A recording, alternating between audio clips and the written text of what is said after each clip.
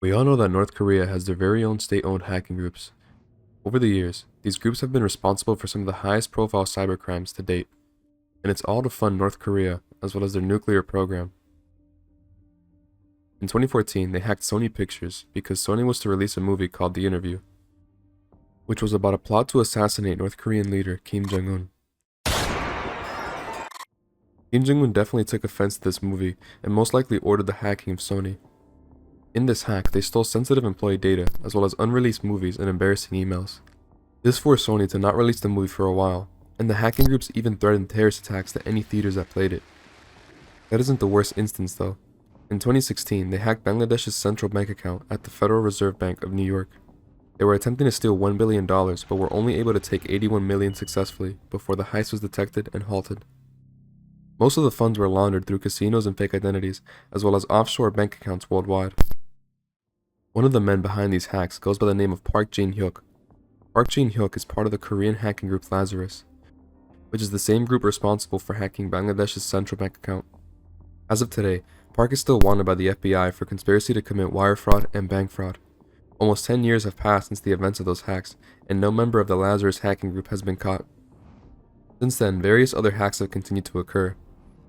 In 2020 to 2021, during COVID-19, North Korean state hackers attempted to hack pharmaceutical companies like Pfizer, who may have had info in developing COVID-19 vaccines. Then, in 2022, a blockchain game called Axie Infinity was hacked by Lazarus and another North Korean group called APT-38. The hackers got away with $620 million worth of cryptocurrency. The way this hack occurred was they targeted one of the senior engineers at the company and gave him a job offer that promised a generous salary. It is said that the engineer went through the interview process and towards the end was sent a PDF containing job details. However, this wasn't your typical PDF, as the PDF had spyware virus hidden within it. And it just so happened that the employee opened the PDF on the company's computer, which pushed that spyware to the company's network. This gave the hackers the ability to push through withdrawals, which resulted in the robbery. Like the other instances, the hacking groups got away with it with no arrest or extraditions being made. The reason for this is because they're in North Korea. North Korea continues to deny any involvement in any of these hacks because it's in their best interest to. But the interesting thing about these hacking groups is that they aren't free, and they don't act accordingly to their own will. They are state-owned, meaning that the Kim dynasty oversees all of their operations.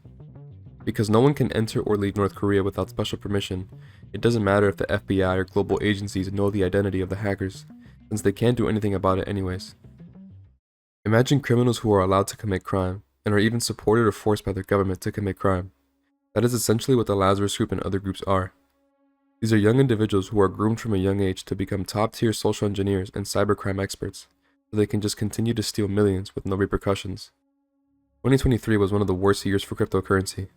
The Lazarus Group was behind the hacking of Stake.com, one of the biggest online crypto casinos. In September 4th, 2023, they hacked into Stake and drained its funds from its online wallets. They were able to successfully steal $41 million and once again get away with it. They hacked other crypto firms and payment processors in the same year, amounting over $200 million, but I think you get the point. It is estimated that they have stolen over $2 billion, and what's so interesting about it is that they can't be touched. But why? Or more importantly, how is North Korea able to do this? After North Korea began developing its nuclear program again, they were heavily sanctioned by the rest of the civilized world. Because they were sanctioned, their ability to be able to trade and get foreign currency was essentially slashed. Their exports were banned, limiting their ability to earn foreign currency, and their importation of luxury goods and oil were also banned, which heavily affected the North Korean people. This, combined with the fact that North Korea hasn't been rich since the separation from South Korea, and you have a recipe for disaster. That is, until North Korea came up with the bright idea of committing crimes to fund their illegal nuclear arms race. They do this by previously mentioned cyber theft, as well as counterfeiting US dollars. The US government suspects that North Korean officials have passed off super notes in various countries and accuses them of producing them. Not to mention that North Korea has also been in the spotlight for drug trafficking, as well as drug production. But that's a topic for another day. That explains the why, but more importantly, how are they creating these teams of specialized hackers that seem to be able to breach into anything? It first starts with the cherry picking of young talent. Young North Koreans who are adept in science and mathematics are given an opportunity to hone in their skills in return for a better life in the North. Once they're picked, they're sent off to attend elite schools and universities where they receive advanced training in computer science as well as cyber warfare. One of these universities is the Pyongyang University of Science and Technology, which is one of the leading institutions for training North Korea's cyber experts. There's also the Kim Chok University of Technology, which has similar studies. But for some that isn't good enough, and they get sent overseas to China to study more advanced topics, as well as get exposed to better technology. Remember Park Jin-hyuk? This infamous Lazarus hacker attended the previously mentioned Kim Chok University of Technology.